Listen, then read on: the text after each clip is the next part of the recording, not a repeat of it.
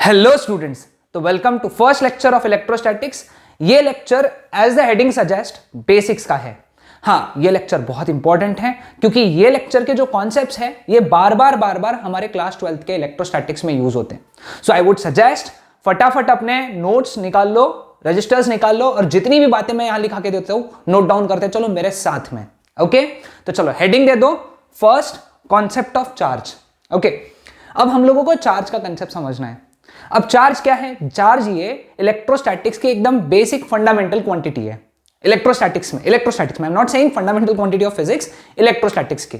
ठीक है, हमको अभी डिफाइन नहीं करना है, हमको सिर्फ ये समझना है सबसे शुरुआत में कि हम लोग जो चार्ज है वो क्यू या फिर कैपिटल क्यू से डिनोट करते हैं। ये याद करके रख लो, यहां पे हेडिंग दे दिया। चलो शुरू करते हैं अपने पॉइंट से। सबसे पहला पॉइंट है ना, सबसे पहला पॉइंट है चार्ज का। There are two types of charge, है ना, there are two types of charge. ठीक है, लिखा सबने? सो पहला जो टाइप है चार्ज का वो है पॉजिटिव चार्ज, है ना, और दूसरा जो टाइप है दैट इज नेगेटिव चार्ज। ठीक है, बहुत से बार बच्चे बोलते हैं सर न्यूट्रल चार्ज। न्यूट्रल ये टाइप नहीं है चार्ज का। न्यूट्रल माने, neutral means absence of charge, मतलब जहां चार्ज नहीं है मतलब वो न्यूट्रल है। Clear with this? ओके, दूसरी चीज जो तुमको याद रखना है, चार्ज का SI unit. SI unit of charges coulomb, denoted by capital C, है ना। कैपिटल सी से डिनोट करते हैं हम लोग चार्ज के एसआई यूनिट को। ठीक है, तीसरा चीज इसके डायमेंशन। चार्ज के डायमेंशन जो रहेंगे वो रहेंगे करंट इनटू टाइम के डायमेंशन, क्योंकि हमको पता है चार्ज का फॉर्मूला, करंट का फॉर्मूला क्या है? Q by T. तो Q is equal to I T. ये क्लास 10th में पढ़ा था अपन ने, है ना। तो ये अगर नहीं पता होगा तो मार्जिन में लिख लो, है ना। तो करंट का डायमेंशन और टाइम के डायमेंशन को मल्टीप्लाई किए तो डायमेंशन मिल गए m0 L0 T1 A1। ये लिख लो। ठीक है, फिर बाद में चौथी चीज जो अपने को चार्ज के बारे में पता होना चाहिए वो है जो स्मॉलेस्ट पॉजिटिव चार्ज है ना, स्मॉलेस्ट पॉजिटिव चार्ज। दुनिया में सबसे छोटा पॉजिटिव चार्ज ये होगा प्रोटॉन पे, है ना। किस पे होगा? दुनिया में सबसे छोटा पॉजिटिव चार्ज किस पे है? प्रोटॉन पे, जिसकी वैल्यू है 1.6 प्लस 1.6 10 का पावर -19 कूलम, है ना, -19 कूलम।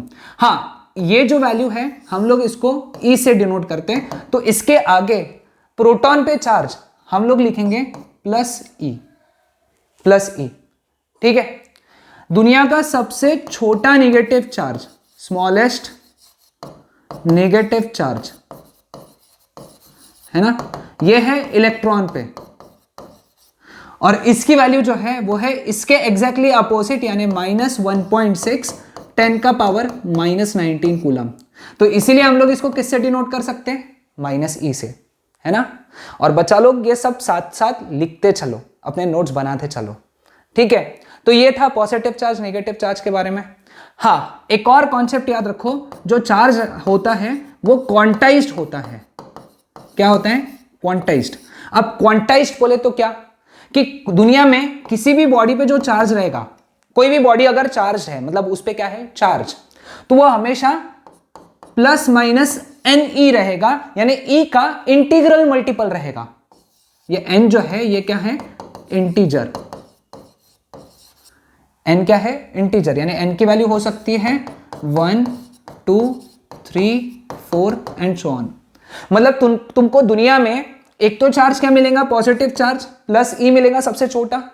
इससे बड़ा तुमको कितना मिलेगा? +2e, उससे बड़ा +3e। ऐसा तुमको कभी भी 1.2e ये चार्ज नहीं मिलेगा, तुमको कभी भी 2.9e ये चार्ज नहीं मिलेगा। सिमिलरली नेगेटिव चार्ज के लिए सबसे छोटा बॉडी पे नेगेटिव चार्ज कितना रहेगा? -e, उससे ज्यादा नेगेटिव -2e, उससे ज्यादा negative -3e and so on. तुमको डेसिमल में चार्जेस या फ्रैक्शन में चार्जेस नहीं मिलेंगे, तुमको हमेशा चार्ज जो मिलेगा वो ए का इंटीग्रल मल्टीपल मिलेगा, है ना। म्हणजे तुम्हाला चार्ज फक्त ईच्या इंटिग्रल मल्टिपल मध्ये भेटणार आहे कोणत्याही बॉडीवर. हे कळालं सगळ्यांना? ओके. हाँ, तो ये था चार्ज के बारे में. सभी को क्लियर हो गया? और भी बहुत सारे कॉन्सेप्ट्स है चार्ज के लिए, बट उतना पढ़ने का जरूरत नहीं है. इतना नीडेड है बेसिक्स में जो हमको पता होना चाहिए. क्लियर? सबने नोट डाउन कर लिया? पॉज करके नोट डाउन कर लो. ओके, चलो अब बढ़ते हैं नेक्स्ट कॉन्सेप्ट पे. हेडिंग दे दो, कॉन्सेप्ट ऑफ कूलम्स लॉ, है ना. कूलम्स लॉ का कॉन्सेप्ट. अब कूलम्स लॉ दो चार्जेस के बीच का फोर्स का आइडिया देता है हमको, है ना. अब हमको पता है दुनिया में पॉजिटिव चार्ज होते हैं, नेगेटिव चार्ज होते हैं, है ना. तो पॉजिटिव पॉजिटिव या नेगेटिव नेगेटिव क्या करते हैं? एक दूसरे को रिपेल. और पॉजिटिव नेगेटिव या नेगेटिव पॉजिटिव एक दूसरे को क्या करते हैं? अट्रैक्ट. मतलब अट्रैक्शन भी है, रिपल्शन भी है, मतलब क्या है? फोर्स है. और वो फोर्स की वैल्यू हमको किसने दिया? कूलम्ब ने.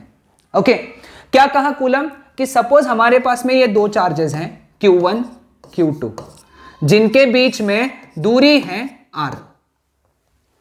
दो चार्जेस है Q1 Q2, हमको पता नहीं है, दोनों पॉजिटिव भी हो सकते हैं, दोनों नेगेटिव भी हो सकते हैं, एक पॉजिटिव एक नेगेटिव हो सकता है.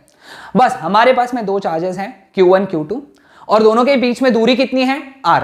तो न्यूटन क्या, सॉरी न्यूटन नहीं, एक्सट्रीमली सॉरी, कूलम्ब क्या बोला, है ना.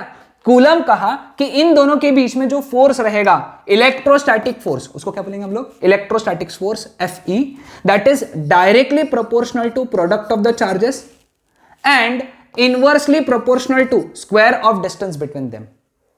ये ऐसा वो बोल के गया, दिस इज लॉ. तो ये तुमको याद रखना पड़ेगा. Fe is directly proportional to Q1 Q2 and inversely proportional to R square, उनके बीच के डिस्टेंस के स्क्वायर को. अगेन प्रोपोर्शनलिटी हटी तो क्या आता है? कांस्टेंट. तो Fe is equal to Q1 Q2 by R square, है ना. कांस्टेंट अलग कलर से लिखेंगे, है ना. That constant is 1/4 pi K epsilon not, है ना. अब इसके अंदर की एक एक टर्म समझा देता हूं और जितनी बातें मैं बोलूंगा बस उतनी ही याद रखो इसके अंदर, क्योंकि कुछ बातें अपने को आगे भी समझेंगी और कुछ बातें हमको याद रखना है. ओके, तो चलो बात करते हैं अपन ये कांस्टेंट की, है ना. तो कांस्टेंट में सबसे पहली चीज जो आई वो आई के.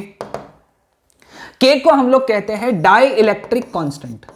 क्या कहते हैं? Dielectric constant. ये जो है ये मीडियम की प्रॉपर्टी है ना. मीडियम की प्रॉपर्टी मैं सजेस्ट करूंगा, देखो अपने को जिस भाषा में समझता है उस भाषा में लिख लेना अपन ने, मीडियम की प्रॉपर्टी. ओके, क्योंकि कौन सा बोर्ड वाले आके देखेंगे कि तुमने हिंदी में लिखा, मराठी में लिखा, इंग्लिश में लिखा, गुजराती में लिखा, तमिल तेलुगु में लिखा, कुछ भी नहीं. अपने को जिस भाषा में समझता है उस भाषा में लिख लेना चाहिए. तो के जो है ये मीडियम की प्रॉपर्टी है ना. हाँ, इसके कुछ वैल्यूज याद रखना. के की जो वैल्यू है ये 1 होती है एयर के लिए. के की वैल्यू 1 होती है एयर के लिए, याद रखना. ये सबसे लीस्ट होती है, लीस्ट, है ना. सबसे लीस्ट वैल्यू होती है एयर के लिए. कितनी होती है वो? 1. याद रहेगा सबको? हाँ. अब इसके बारे में अगेन आई रिपीट, ध्यान से सुनना.